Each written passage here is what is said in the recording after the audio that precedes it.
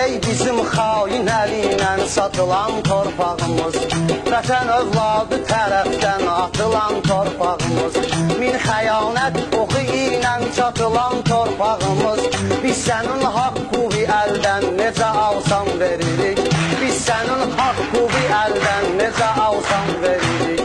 Əvvəl vətən işğalına imkan veririk, sonra sakitlikə atəşkəsə fərman veririk.